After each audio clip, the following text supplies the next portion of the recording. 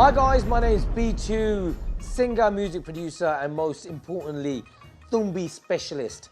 I've just got around now, finally, to do my first Tumbi tutorial. There's going to be many tutorials. This first tutorial, I just want to concentrate on how to string a Tumbi up. That's what we're going to talk about in this tutorial.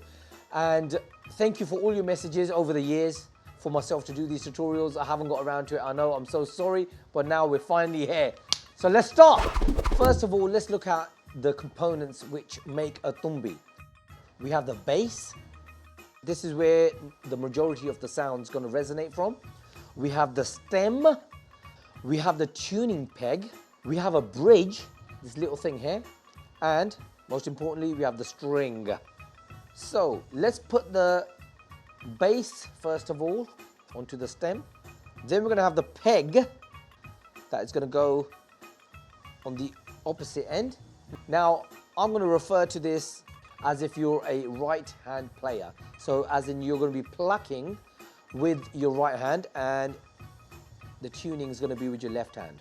You do not want to have too much string because you're only going to get tangled up, right? And we're just going to cut how much we need. Now, obviously you need to cut a bit more than the length of the Tumbi.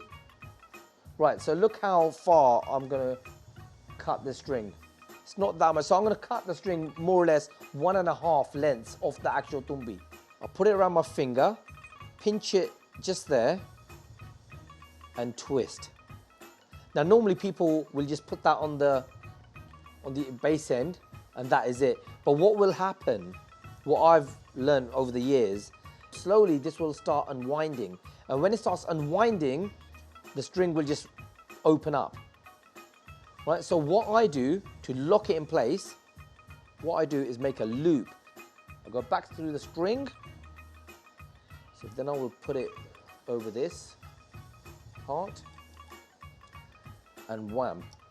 So as you tighten it up, that part will get tightened against the wood. Right, so once you've got it on the bass end, you've got to keep a bit of tension on it. So this is how I do it. Keep that tension pulled because you don't want to keep having that coming out.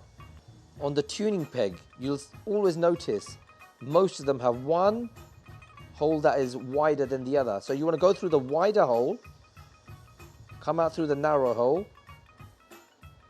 And this is another little technique I use to make a little pinch in there so the string is folded back on itself, and then feed it through there, which will lock it inside that peg. So put it back through the wide end.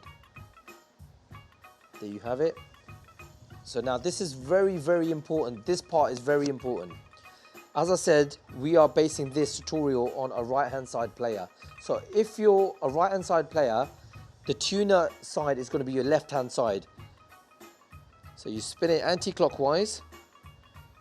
This will leave your Tumbi string on the left hand side. Your fingers end up on the left hand side of the stem and not on the right hand side, because if you're there, you're going to slip off the Tumbi. So that is it. Once you have got the bridge in there, you give it a little tune where it's comfortable, and that's it. Another issue that people had was they said that whenever they tighten the peg, the tuner side, it slips and unwinds itself. That is very common.